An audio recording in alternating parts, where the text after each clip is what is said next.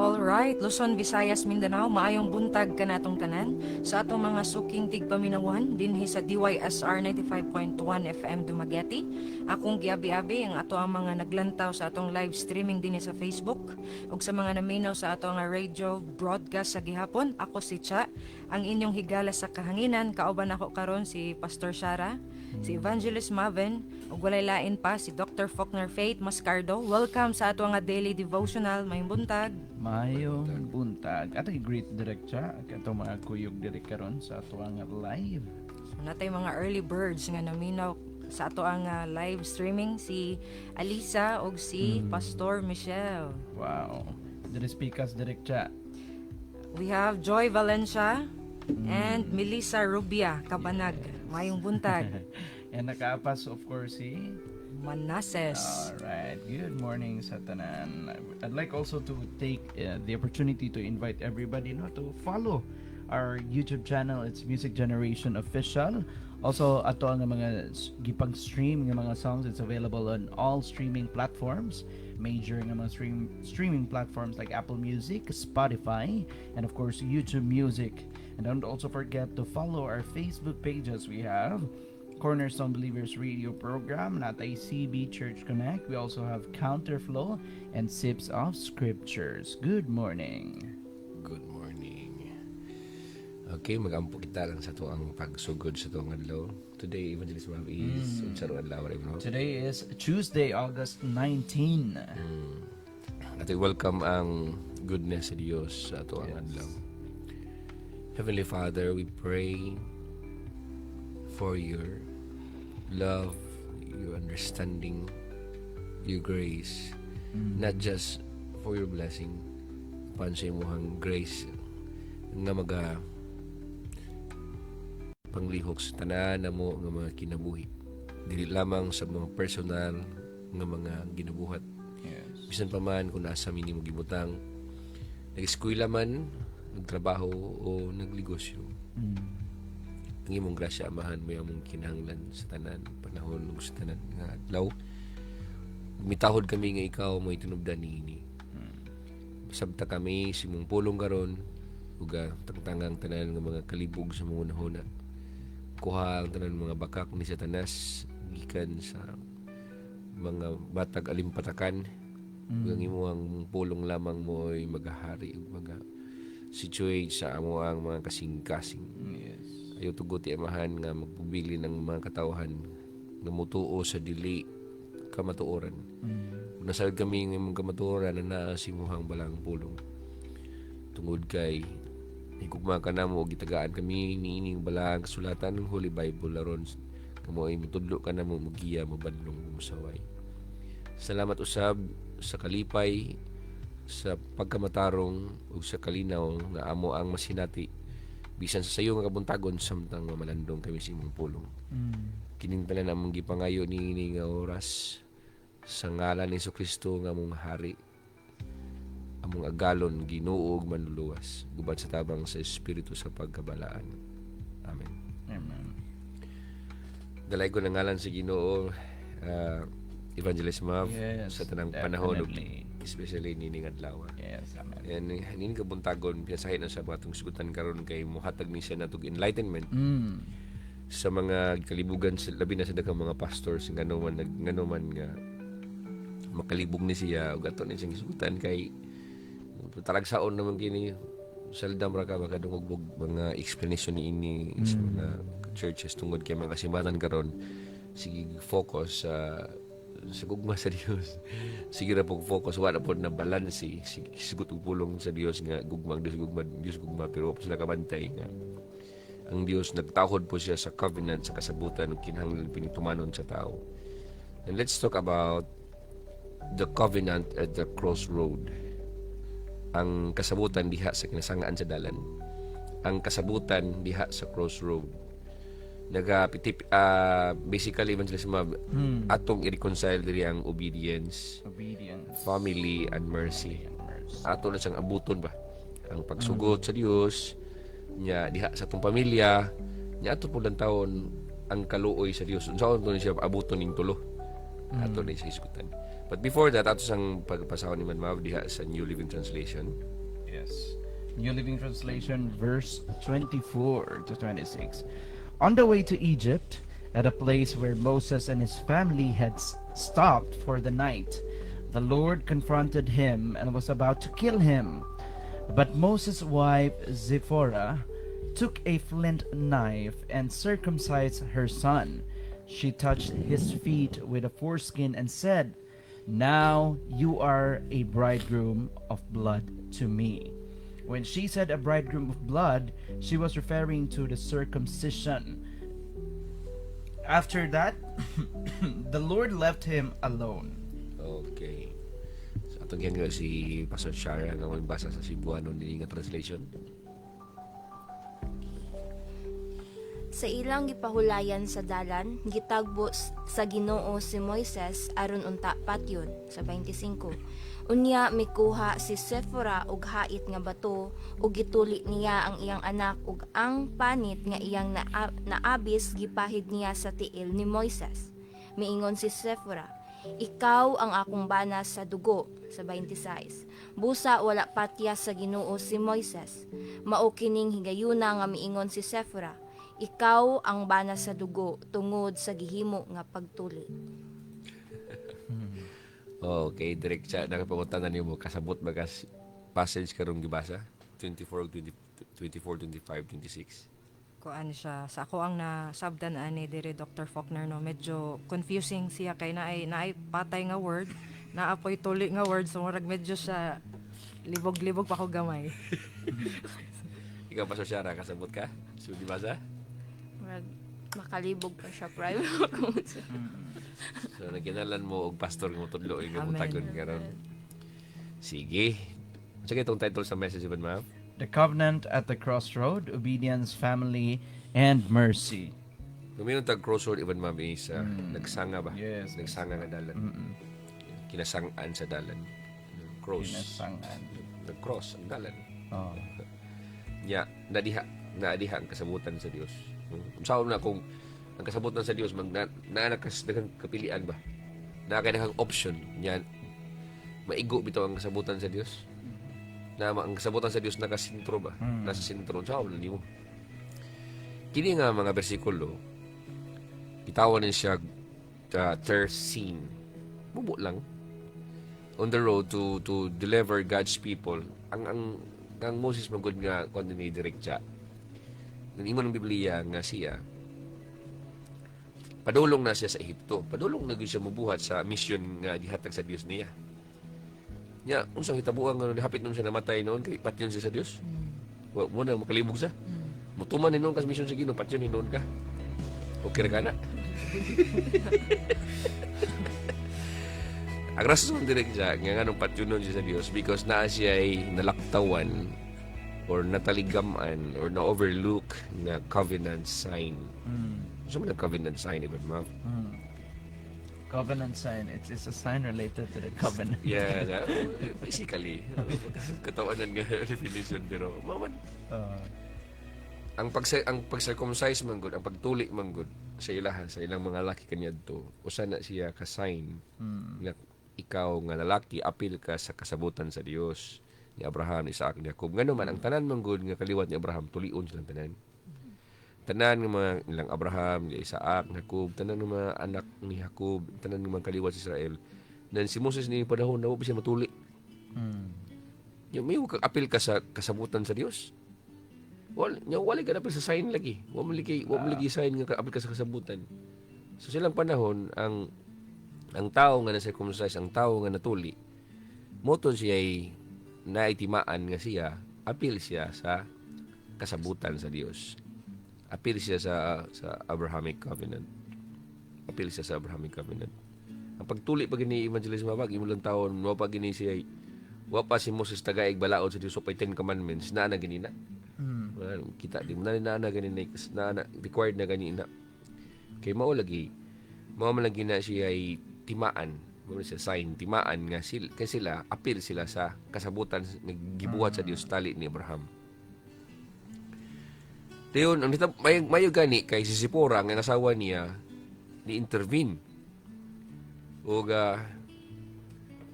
gituli niya ang ilang anak, and God spares Moses.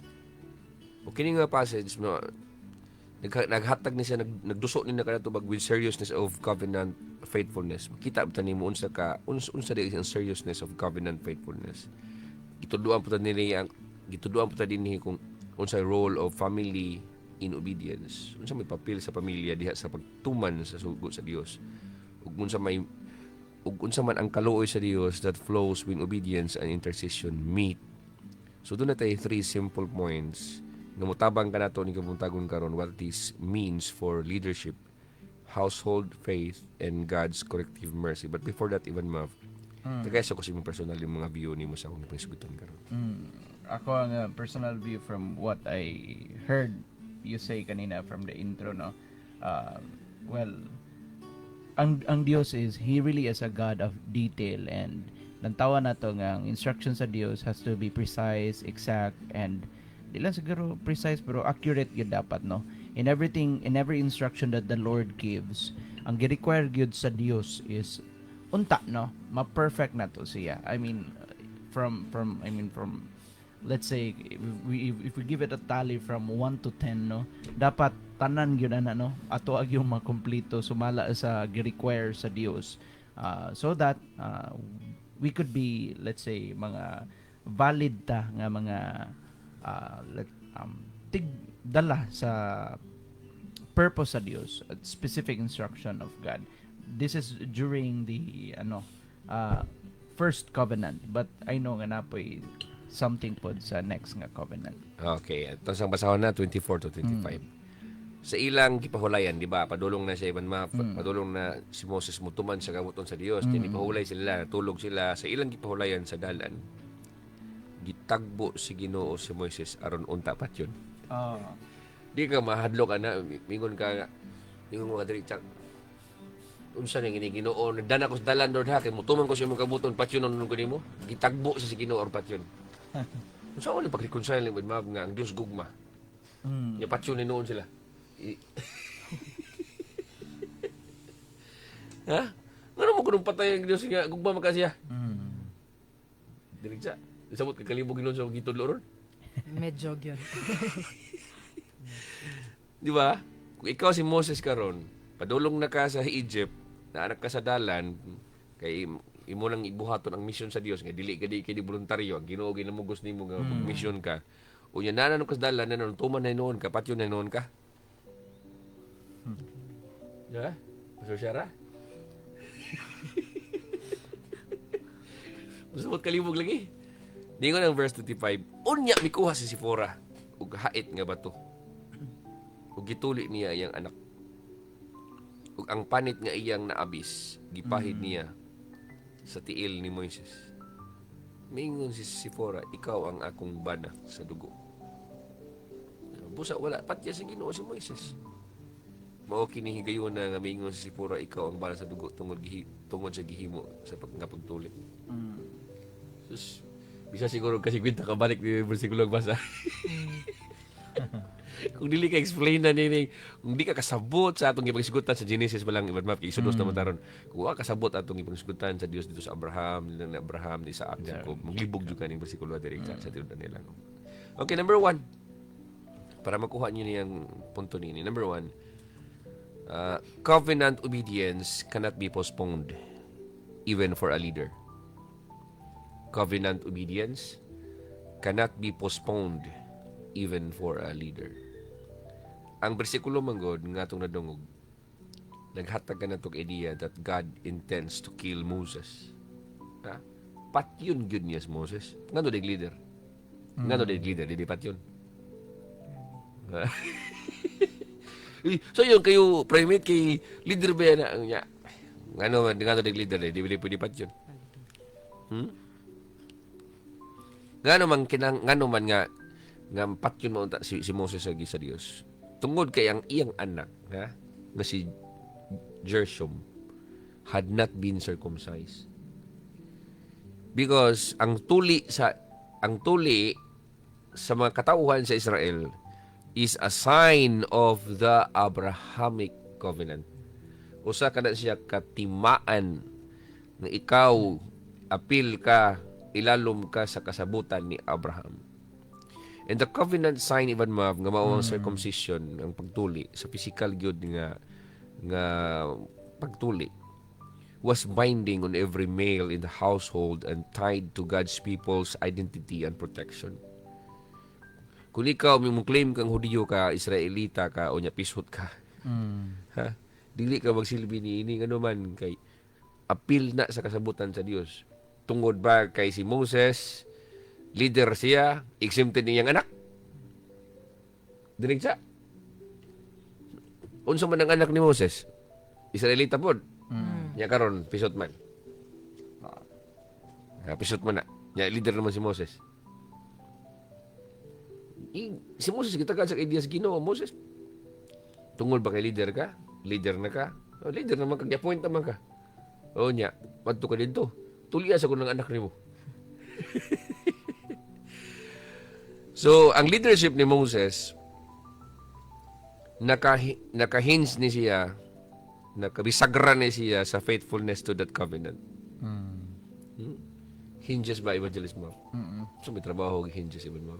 Well, it connects, to objects. Yeah. Like a door to a wall. O sa iyang door jam. Door jam, right? No. Tungod ba kay leader na ka? Dili na mag-require ang Diyos of faithfulness nimo? Mas greater Hinoon, mas more Hinoon faithfulness ang ipangita sa Dios nimo. And neglect is treated as a divine problem. Kung na mayo nga ikaw mukuha na kaluwason na nimo ang mga Israelita, pero imong kaguling anak nimo mga wa padatuman, wala nagtuman sa kasabutan. Usa na siya ka divine problem, not a private matter. Ay pagunahon na nimo nga private na nga matter. Ang ano day episode day, ngano day. Okay ra man na, sabot ra man Ginoo. Unya, kasabutan man na sa unang panahon. Dili man madalag og sabot rang Ginoo, musabot rang Ginoo ngayon mga kasimbahan na karon diri dumagitim ngano sila. Musabot rang Ginoo nako. Usa musabot. Ha? Nato doon silang klaruhon kung asa dapita ang Dios musabot nimo. Kay bisan si Moses, hapit sa patya. Unsa man nimo pagkununa direkta musabot ang Ginoo niya. Mingo na Ginoo ni Moses, Moses. Sabton na ka? Unsa man katunan nimo na Evan? Well, what I learned about anigid primate ang Dios gud mismo napoy level of kaning pag stricto ba aning bahina, especially Contrary sa mga contrary sa mga pangtuuhan karon sa mga Christian karon churches nga ang Dios sige rag sweet gentle and puro ra kain. Ha? Tinon. Ato ni klarohon kay mauwat na mga pastor karon nga mas concerned pa sila sa attendance sa ilang membro kaysa transformation sa ilang membro. Amen. Ang ilang giapas nila ang attendance sa ilang membro. O di ba ka ang tithe sa ilang membro, ang offering sa ilang membro. Dili ang kausaban sila ang sakop sa simbahan. Mo na problema sa itong kasimbahanan karon. Yeah. Pag ingon sa Biblia, basara ko balik yun sa English. Yes. Sa English, sa verse Verse 24. 24. On the way to Egypt, at a place where Moses and his family had stopped for the night, the Lord confronted him and was about to kill him. The Lord confronted him. Di confront sa Ginoo. Ha? Di kumpunta ang Ginoo niya. Ano sa kayo mga sulod ato sa confrontation? And the Lord was about to kill him. Kana ba? Kana nga phrase bitaw Evangelist Mav that the Lord was about to kill him. Usa na siya ka signal of God's seriousness about covenant faithfulness. Di ba mutuo ba ka Pastor Shara nga nailalom na karon sa bagong kasabutan? Ha? New Testament na mataron, New Covenant na mataron.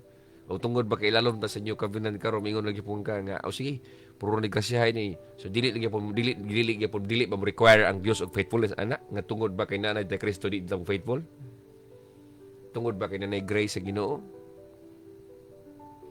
So it's not a mere ritualism evangelism.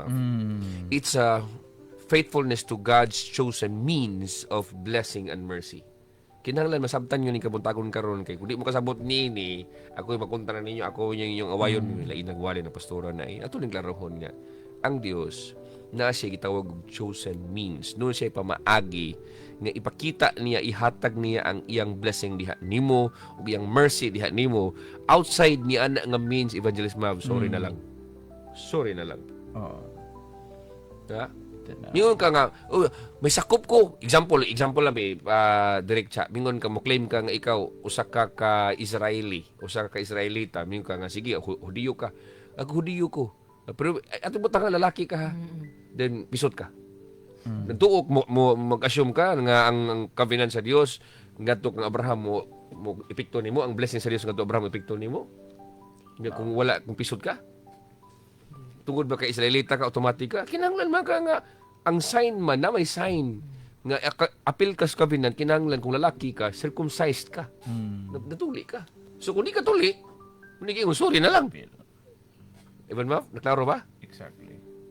Klaro kay sanan siya. So, ang response lang po ni Zipporah, kay ganahan kay ko, kay, though not a direct dialogue about it here, but it shows that obedience to God's covenant has real, urgent, and consequences for households and leaders.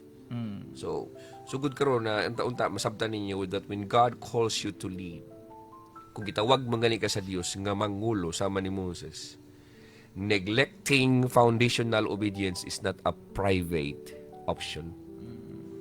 Covenant faithfulness supports, not undermines leadership. Kuha ni mo Evangelist Mav. When God calls you to lead, neglecting foundational obedience is not a private option.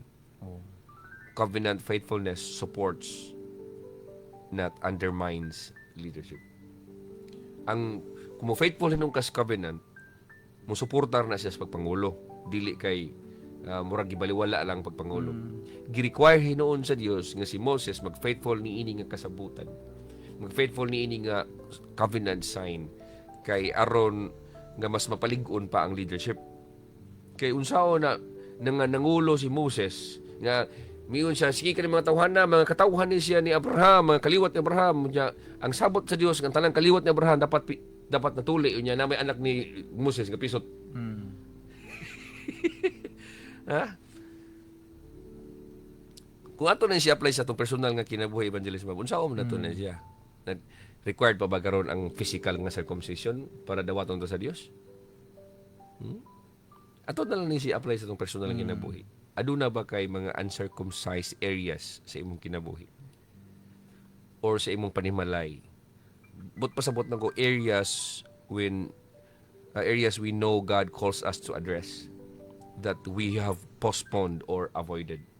Na bitay gi-address ang Ginoo nimong ipatarong sa imong panimalay apan imo hinong dili kay likayan. Bring them before God in honesty, seeking His cleansing and renewal. Kay kani kung wa pa kahunahuna sa Zipporah o kuha og batong nga gipahait niya iyang tulion niyang anak Moses ini panahon na. Walay joke istorya direct siya patay gis Moses. Patay gis Moses. Nagkakadugang iba before to proceed sa point number 2. Ako ra pong nakita, Dr. Faulkner ba nga, ang Dios is nagid siya pagtagad, no? When the Lord says something to a certain group of people, even during this time, no, as the covenant people of God, sila ni Moses, of course, if from our past nga mga discussions in the book of Genesis, nagid dito to mga covenant promises, nato mga covenant blessings, napoy covenant sign. So dira nato makita no nga gani man sa ato ang pagkinabuhi karong panahon na may mga tawo nga napoy mga saad para kanato, or even a lot of let's say if even gani mo open ka og mga accounts, whatever it may be, no, nagyud tay gitawag nga terms and conditions, no? And it really matters that you read the fine print. Kay sometimes imong makita mo ni ang heading, so imo ra pong gi-assume nga dawat na nimo na. But if you read the fine print, if you read the details sa terms and conditions, naday kay mga wala na comply dito. So the promise itself is not valid to your claim. No, di nimo ma-claim because sa terms and conditions you have to really from point A to point Z, no, or from 1 to 10 or whatever number or tally it may be, you really have to comply all of it for it to become a valid nga claim. Yeah. Okay, salamat. Now let's proceed to point number 2. The household is a critical locus of faithfulness, not merely a private sphere. Ang atong panimalay usa na siya ka center of activity of faithfulness. Dili lang kay usa siya ka pribado na to nga dapit. Mingo kay imo ng household, imo ng pamilya, nya leader ka diha. Tarong nga yung pamilya nimo. Ha? Mutuo ka na ko direkta. Yes, Dr. Faulkner. Asa man nagsugod ang Dios og pangpitol sa pagdisiplina. Kung ikaw nangulo ka. Kung sa case ni Moses, di ba diha sa pamilya mismo? O pa siya kaabot dito sa mga tao, mga Hebreo nga naa sa Egypt, iya kagalingong pamilya, gusto sa Dios nga tulion na iyang anak. So ba ingon sa Biblia nga unya mikuha si Sipora og hait nga bato. Og gituli niya ang iyang anak og ang panit nga iyang naabis katong iyang nakuha nga panit gipahid niya sa tiil ni Moises. Mingon si Sipora, ikaw ang akong bana sa dugo. Ikaw ang bana sa mong dugo. So si Sipora nining panahon na acts on behalf of the household by circumcising Gershom. Para kanamang kay wa may si Moses wa man gisa kalihok ning panahon na si Gershom pod alang mag-unay mo si tulis sa gumalingon. So si ang nitulit na lang si Sipora na lang isuga sa. Biliban ako ni Sipora kay mama ko niya. Kuha sa gayet gibot to. Walay anesthesiahay, walay guntingay, walay bitaday. Wow. Largo sa Are. So kini nga action is personal, intimate, and decisive. Muna ako ma-describe ni ini. Personal, intimate, and decisive. Ug ako nakita usab diri that family's obedience, ang pagsugot ay sa pamilya to God's covenant is not optional or ceremonially or tinay makaingon ta nga ceremonial mismo. Dili na kay mutuman ra gud ta ani gud for the sake ng Ginoo. Basta ra gud tumano na to kay aron dili masuko ang Ginoo. Pero dili na ingon na mga higala. Dili to na ingon na kay usahay makahunahuna ta nga kana ba nga to ang pag sunod sa Ginoo o ang pagsunod sa kabuton sa Dios madala ra na tong sabot-sabot. Pero ang tinud anay nangita ang Ginoo og pagtahod sa kasabutan. So it has immediate implications for all involved including the leader. So kung pangulo ka, kikinahanglan na nimo na nga tumanon gayud nimo unsay man kinahanglan. So kanang pagkitabo diha, it highlights a sometimes overlooked theme, the well-being of those who accompany a leader. Kita sa Dios ang spouse, ang children, because kani sila matter ni siya to the fulfillment of divine purposes. Kibulungan kayo sa kibulungan ang gibuhat ni Sipora. Unsa may application niya to nini nga point, Evangelist Mav?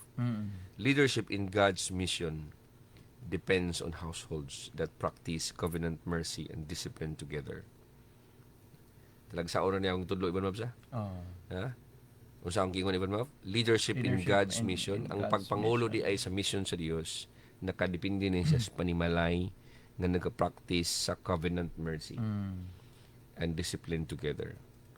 Usahay maingon ka nga ako nangulo ko sa mga katawhan pero imong kaguling pamilya wagay mituon nimo. sige ka og kawan. Sige ka og imong mga tawo pag hinulsol mo, yung mga tawo na hinulsol niya imong kagalingong anak nimo duwa gid mutuon nimo. Pag hinulsol. So ang Dios diyan nangita po sig inana iban nangita siya. Kabantay ka direk na kani ilang mga pastor direk nga ilang mga anak badlungon kayo. Pero dili kay daghan. Daghan nga mga konsumisyon ng mga pastor kay ilang mga anak. Sige sa ingos mga tao pagbuutan mo yung mga anak ka times 10 ang kabugoy. So ang Dios masuko na actually ang Dios mangitag pamaagi na nga masulbad na siya. So sugod karon ni kabuntagon, evaluate who in your household bears responsibility for faithfulness to God's signs and promises. And how might you support one another in obedience, especially when it requires hard or costly acts. Kay musuko gud ang Dios.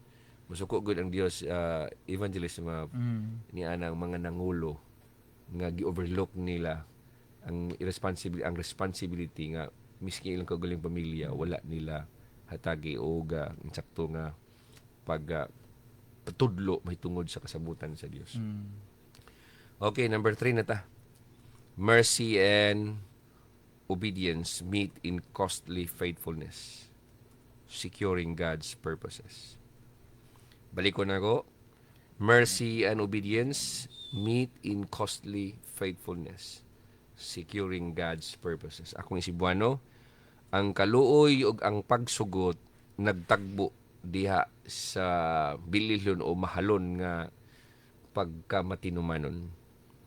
Mingon ka nga, gusto ko nga makadawat na ko ang mercy sa Dios akong kinabuhi. Unya, di ka mo obey. Lord, have mercy on us and the whole world. Holy God, Holy Mighty One, Holy Immortal One, have mercy on us and the whole world. Sige pangay mercy sa Ginoo, pa di ka mo obey sa sugo sa Ginoo. Sao man nimo na Ginoo, maluoy ka na ko ning adlaw. May Ginoo niya na ako ipabuhat nimo. Nya unsa man di man mabuhaton. Asa man ta tagbuan eh. Mo ni ko iban mabug nga crossroads. Kasi ka pangay kaluoy sa Dios pero di ka mabuhat sa kabuton sa Dios. Nagkano na kaliluya man kadrigja. Tagay ko nung ko si Morason. Mo agree ra ko sa imong giingon Dr. Faulkner nga dahan kayong tao sige pangayo og pabor sa Dios. Kaluoy. Mercy good. Or kaluoy mismo sa Dios. Unsay sige pangayo niya sa Dios pero kung sugo na pod sa Dios mismo mo daghan kayong pasangil na pod ning mahitabo. Daghan na siyang mga ways or crossroad nga padulngan para ra gyud mo tuman. Okay. Ikaw Ivan mo.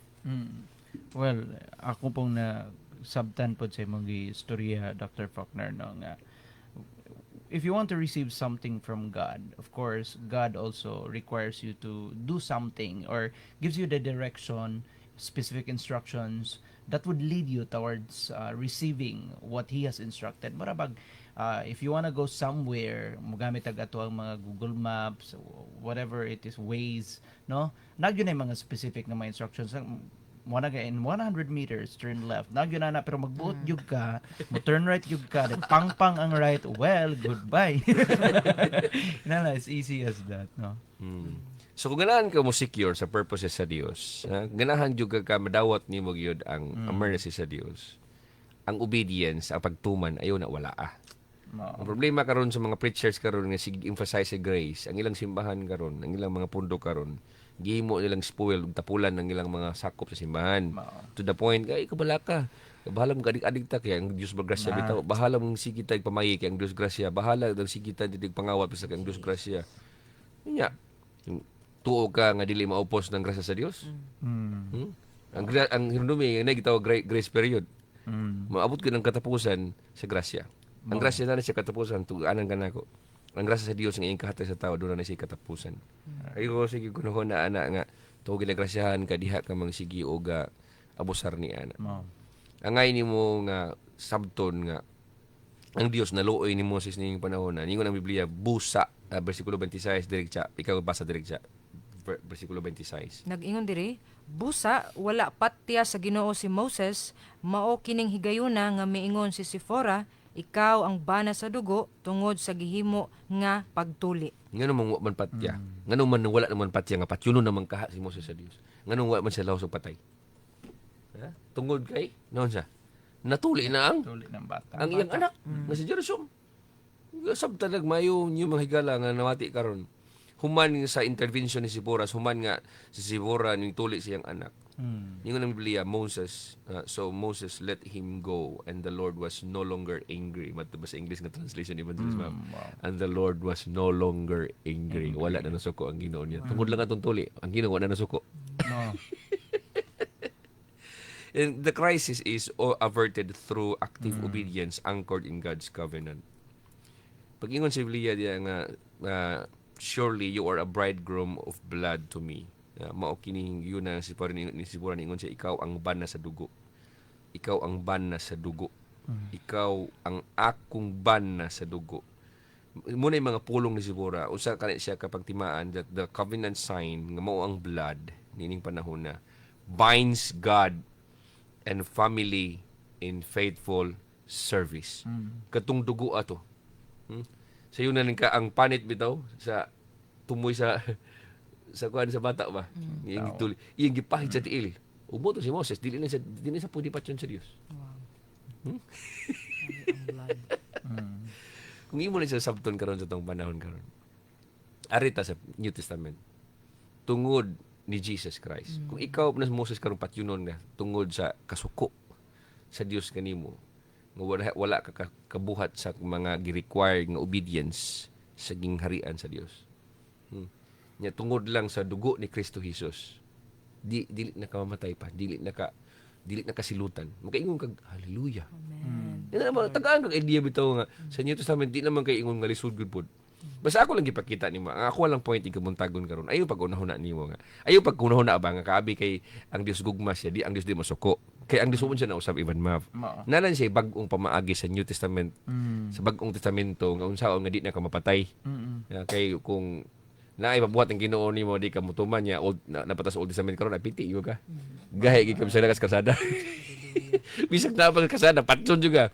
Nakalahi karon sa New Testament kay sayunan ka ang tiil ni Moses napahiran lang atong panit even map. Katong naabis ba, tong nahiwa bitaw, gipahid lang sa tiil ni Moses. Ug ningon ang Biblia, busa wala na pati sa Ginoo si Moses. Wow. So ikaw karon nga makasala kay ka, kung ikaw nagkakagisala, daghan kag na-disobey nga sugo sa Dios. Ug tungod lang sa dugo ni Kristo Jesus, maluwas ka. Kaingon kag bitaw sa. So, Evangelist Ma'am, nakuha nimo na ang natuang mensahe karon kabuntagon. Tapos ang tuong mensahe Ma'am, tigay sila og gospel niini. Well, this time around, suking tigpaminaw, no? If you feel like you are someone nga, let's say, aduna kay mga pagkulang may tungod sa gi-require sa Dios, always remember that there is a Jesus nga Amen. nahimong sama atong bata bitaw nga by the blood of the Lord Jesus Christ matag usa kanato is counted worthy by God. No, we are counted righteous by God. So definitely atong righteousness is only found in the Lord Jesus Christ. Okay, there's no other person, no, not on earth nga nipadanak sa iyang dugo nga nahimong valid sa mata sa Dios other than Jesus Christ. If you have Jesus, well, tell you frankly, just like Moses, saved ka, hampaks kamatayon sa Dios, and that's the best good news siguro nga para nimo if you understand that today. Kaya salamat. So, ang takeaways nato ni kabuntagon mga higala is that do not neglect essential signs and promises na gihatag sa Dios sa imong kinabuhi. Bisan pa man kung nag-lead ka.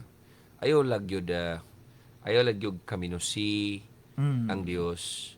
Ug ayaw pud kaminusi ang pamaagi sa Dios. Amen. Ayaw pag unahuna ang Dios is dili stricto, ayaw pag unahuna ang Dios dili isog, ayaw pag unahuna ang Dios dili musuko. Kay sayop gyud ang gipangwali sa mga pastor nga ang Dios sige gentle. No, ang Dios musuko gina siya. Nalan siya pamaagi nga masolusyonan.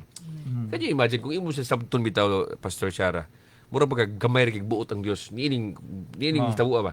So naga igura man di ay tulion tong bata, mawa na niya kasuko. Yung hununawon iban para katuli ra. Patyon na si Moses. Yung matuli ang bata, patyon si Moses. Nya, wala matuli. Di na patyon. Kung imo nang analyze yung direct siya, mura mo na siya, para naman, bali. Para kay kanara. Pero ayaw mo na yung gonyo, ayaw kami no si ang covenant, ang unsay provision sa kasabutan. Unay kasabutan, tapot ka diha. Kay maunay man kaluwas nimo, diha po katagbuon sa Ginoo sa iyahang kaluoy. Always lang gyud nga mo-obey ka. Pag ingon sa Biblia, for God so loved the world that He gave His only begotten Son, that whosoever believes in Him shall not perish but have eternal life. So kung ikaw karon padulong naman ta kay ilabay sa linong kalayo, pornihono naman ta ka, pero kung mutuo ka ni Kristo Jesus, maluwas ka. Inanara ka sayon. So daw sayon, pero ang tinuod, kung walay Kristo Jesus, di gyud ka maluwas. Ilabay juga sa linong kalayo. Mahingala na salamat yung kabuntagon sa iyong pagkauban. Ang Diyos magapanalangin sa inyong adlaw. God bless you.